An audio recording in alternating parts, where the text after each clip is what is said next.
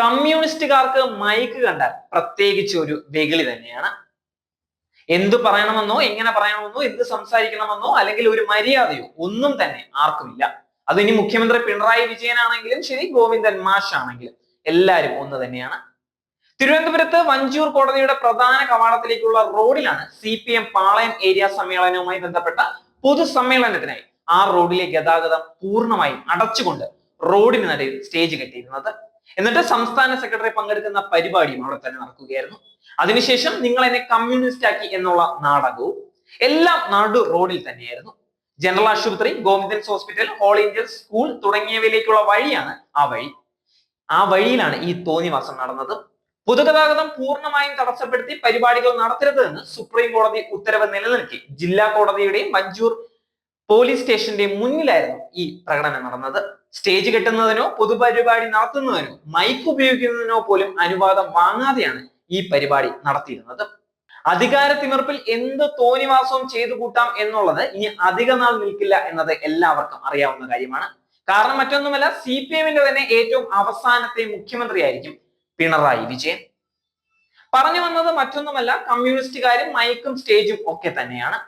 വിവാദങ്ങളുടെ തോടനായ MM മണി വീണ്ടും ഒന്ന് ആഞ്ഞടിച്ചിരിക്കുകയാണ്. അടിച്ചാൽ തിരിച്ചടിക്കണമെന്നും ഇല്ലെങ്കിൽ പ്രസ്ഥാനത്തിന് നിലനിൽപ്പില്ല എന്നും CPM നേതാവ് MM മണി പറഞ്ഞിരിക്കുകയാണ്. പറയുന്നത് താൻ ഉൾപ്പെടെയുള്ള നേതാക്കൾ നേരിട്ട് അടിച്ചിട്ടുണ്ട്. തിരിച്ചടിച്ചത് നന്നായി എന്ന് ആളുകളെ കൊണ്ട് തന്നെ പറയിപ്പിക്കണം. പ്രസംഗിക്കാൻ മാത്രം നടന്നാൽ പ്രസ്ഥാനം കാണില്ല എന്ന് CPM നേതാവ് പറയുകയാണ്. ശാന്തൻപാറ ഏരിയ സമ്മേളനത്തിന് മുന്നോടിയായി നടത്തിയ പ്രതിനിധി സമ്മേളനത്തിലാണ് MM മണിയുടെ ഈ വിവാദ പ്രസംഗം. അടിച്ചാൽ തിരിച്ചടിക്കുക, പ്രതിഷേധിക്കുന്ന തരത്തിൽ തിരിച്ചടിക്കുക.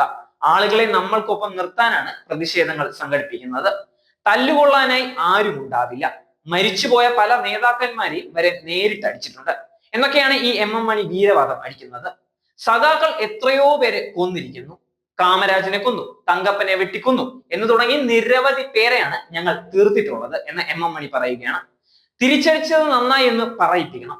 വെറുതെ പ്രസംഗിച്ച് നടന്നാൽ പ്രസ്ഥാനം കാണില്ല. ജനങ്ങൾ അംഗീകരിക്കുന്ന മാർഗം സ്വീകരിക്കണം. കമ്മ്യൂണിസ്റ്റ് പാർട്ടിയും കമ്മ്യൂണിസ്റ്റുകാരും ബലപ്രയോഗത്തിന്റെ മാർഗം സ്വീകരിക്കുന്നത് കേൾക്കുന്നവരും കാണുന്നവരും ഇത് ശരിയായി എന്ന് പറയിപ്പിക്കണം. CPM ഇതല്ല, ഇതിനപ്പുറം പറയുമെന്ന് നമുക്ക് എല്ലാവർക്കും അറിയാവുന്ന കാര്യമാണ്. CPMന്റെ രീതിയും പ്രത്യയശാസ്ത്രവുമാണ് മണിയുടെ പ്രസംഗത്തിലൂടെ പുറത്തു വന്നത് എന്ന് പൊതുജന അഭിപ്രായം തന്നെയുണ്ട്. അക്രമാഹ്വാനം നടത്തും വിധത്തിലുള്ള പ്രസംഗമാണ് ഈ MM മണി നടത്തിയിട്ടുള്ളത്. ദിവ്യാംഗനായ വിദ്യാർത്ഥി SFI കുട്ടി സഖാക്കൾ ഇടിമുറിയിൽ ആക്രമിച്ചെന്നത് മനസാക്ഷിയെ മരവിക്കുന്ന വാർത്ത പുറത്തു വന്നതിന് പിന്നാലെയാണ് MM മണിയുടെ ഈ വിവാദ പ്രസ്താവനയും നമ്മൾ ചേർത്ത് വായിക്കേണ്ടത്.